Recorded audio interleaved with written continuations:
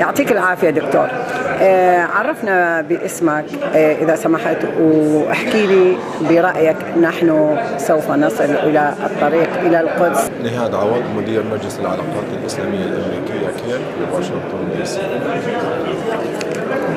الواقع سبب حضوري لهذا المؤتمر هو أملي أننا نحقق نتائج ملموسة إلى قضية القدس، لأن قضية القدس شبه منسية على مستوى العالم العربي والإسلامي، وعنوان المؤتمر هو الطريق إلى القدس، ونحن في أول الطريق إلى القدس، ونحن بحاجة إلى استنهاض همم الأفراد والأسر والمجتمعات والدول والمؤسسات المحلية والدولية، أن نكون صادقين إذا كان لدينا انتماء إلى القدس، وإذا قورنت جهودنا وأقوالنا بما يقوم به المحتل ومن يساند المحتل في قضية تهويد القدس وخنق الاقتصاد الفلسطيني في القدس وحرمان الشعب الفلسطيني من أرضه ومقدساته، يجب علينا أن نتخذ خطوات عملية ملموسة وأن ننتمي إلى هذه القضية، وكل منا يدرك قدره وما ممكن أن يفعله من خلال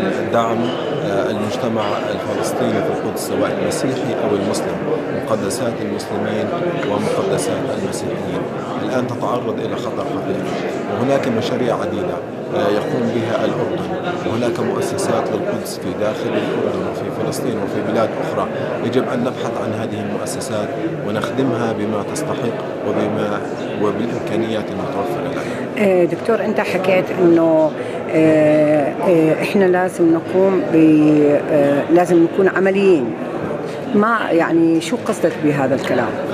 هناك تجارة مع الشعب الفلسطيني في القدس، يجب أن نثبت وجود المقدسيين في الأرض، لأن الجهود التي يبذلها المحتل والمسيحيين الصهاينة والمتطرفين من خلال إخراج أهل القدس وخنقهم، وكذلك السلطات الاحتلال الإسرائيلية الضرائب التي تفرضها، الإنسان الفلسطيني بحاجة إلى الدعم المالي والدعم الاقتصادي ومساعدته على البقاء في منازله في بيوتهم وفي أرضهم.